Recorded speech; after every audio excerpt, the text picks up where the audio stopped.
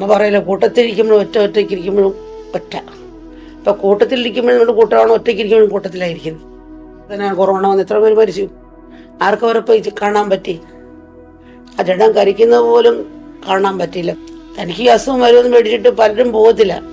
മരിക്കുന്നവർ കുഞ്ഞുങ്ങളെ ഓർത്തിട്ട് എനിക്ക് ആരെയും കാണാൻ പറ്റുന്നില്ലല്ലോ, അവർക്കും അവരെ കൂടെ പോകാൻ സാഹചര്യമാണ്. ഇതാണ് ജീവിതം.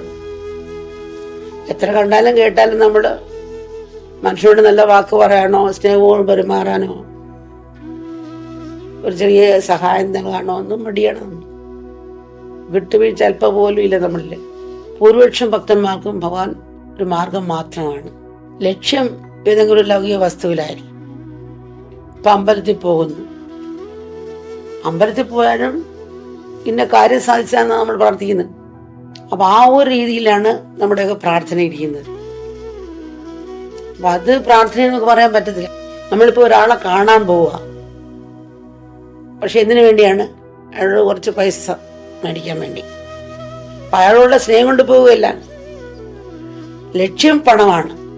ഭക്തന്മാരെ അമ്പലത്തിൽ പോകുന്നു അല്ലെങ്കിൽ ഇങ്ങനെ പോകുന്നു പ്രാർത്ഥിക്കുന്നു പറയുമ്പോൾ നമ്മുടെ പരമമായ ലക്ഷ്യത്തിന് കാര്യസാധ്യമാണ്. ഒരു ഇങ്ങനെയുള്ള കാഴ്ചപ്പാട് ഭക്തി എന്ന് പറയാനൊക്കത്തില്ല.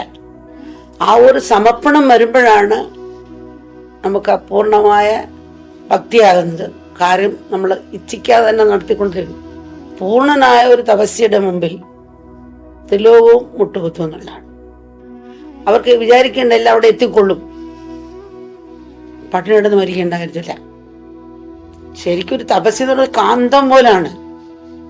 പക്ഷെ അവർക്കൊന്നും ഇച്ഛിക്കുക, ആരും ആഗ്രഹിക്കില്ല, എല്ലാം എത്തിച്ചേരും. മറ്റെല്ലാം മറക്കാൻ കഴിഞ്ഞാൽ ഈശ്വരന്റെ മാർഗവും ലക്ഷ്യവുമായി മാറും.